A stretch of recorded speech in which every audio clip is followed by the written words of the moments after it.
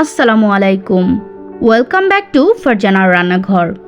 গ্রীষ্মকালের যে কোনো অনুষ্ঠানে খাওয়ার শেষ পাতে আমদই খেতে সকলেই বেশ ভালোবাসেন। দোকান থেকে কিনে আমদই অনেকেই খেয়েছেনও নিশ্চয়।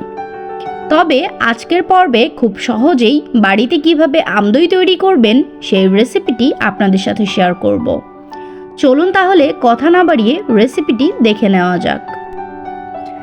আমদই তৈরি করতে প্রথমেই লাগবে পাকা আম।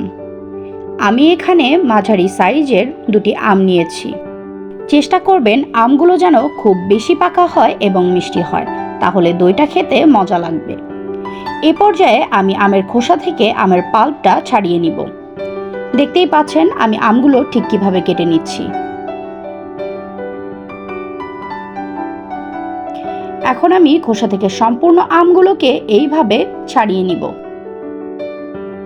আমি এখানে আমগুলো ছাড়িয়ে নেওয়ার ক্ষেত্রে চাকু ব্যবহার করেছি। আপনারা চাইলে চামচের সাহায্যেও আমগুলো ছাড়িয়ে নিতে পারেন। সম্পূর্ণ আম আমার ছাড়িয়ে নেওয়া হয়ে গেছে। এখন একটি মিক্সিং জারে আমি আমগুলো পেস্ট করে নিব।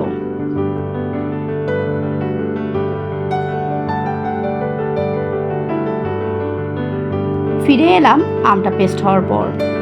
দেখতেই পাচ্ছেন আমের পাল্পটা ঠিক কেমন হয়েছে। এখন আমি চুলাতে একটি পাত্র দিয়ে সেই পাত্রে আমের পাল্পটা ঢেলে দিচ্ছি।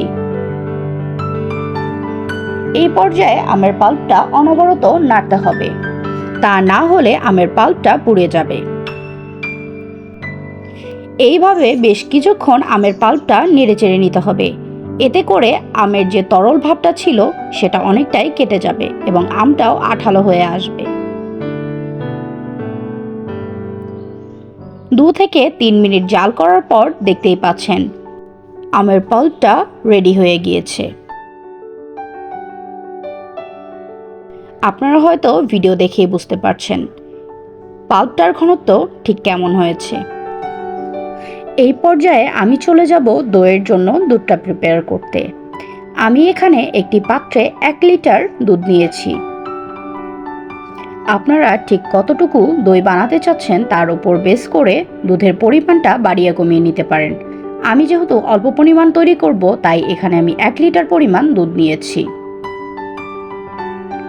এখন খুব ভালোভাবে দুধটা জাল করে নিব।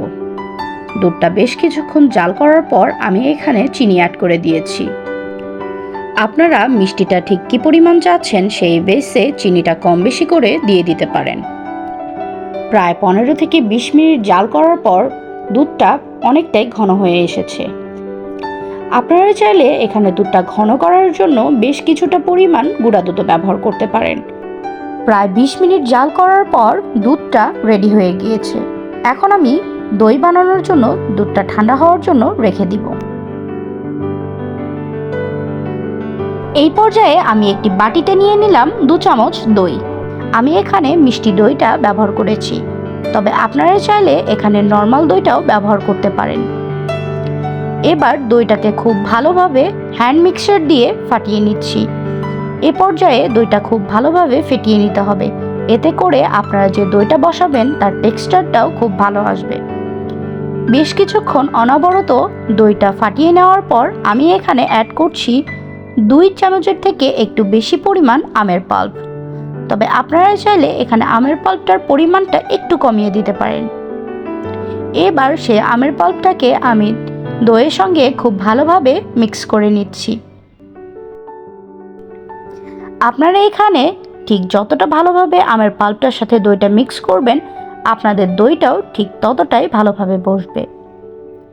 দেখতেই পাচ্ছেন আমের পাল্পটা দইয়ের সাথে খুব ভালোভাবে মিশে গিয়েছে। এই পর্যায়ে আমের পাল্পের সাথে আমি দুধটা খুব ভালোভাবে মিক্স করে নিচ্ছি। খেয়াল রাখতে হবে দুধটা যেন খুব বেশি গরম না হয়, আঙুল চুবিয়ে রাখা যায় ঠিক এই পরিমাণ গরম হলে চলবে। এখন আমি দুধের সঙ্গে আমের পাল্পটা খুব ভালোভাবে মিক্স করে নিচ্ছি। এখানে একটু সময় নিয়ে আমের পাল্পটার সঙ্গে দুধটা মিক্স করে নেবেন, এতে করে দইয়ের টেক্সচারটা খুব ভালো আসবে। এখন আমি দইটা সেট হওয়ার জন্য রেখে দিব প্রায় 12 ঘন্টা। এই পর্যায়ে দইয়ের পাত্রটা একটি কম্বলের সাহায্যে খুব ভালোভাবে মুড়িয়ে রেখে দিয়েছিলাম। তবে আপনারা চাইলে ওভেন প্রিহিট করে গরম ওভেনে 1 থেকে 1.5 ঘন্টা রেখেও দইটাকে সেট করে নিতে পারেন। ফিরে এলাম 12 ঘন্টা পর। দেখতেই পাচ্ছেন দইটা খুব ভালোভাবে সেট হয়ে গিয়েছে।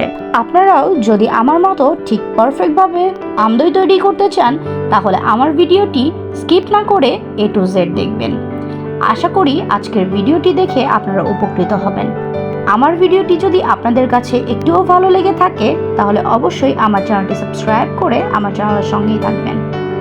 দেখা হবে নতুন কোনো রেসিপি নিয়ে, ততক্ষণ পর্যন্ত ভালো থাকবেন। আল্লাহ হাফেজ।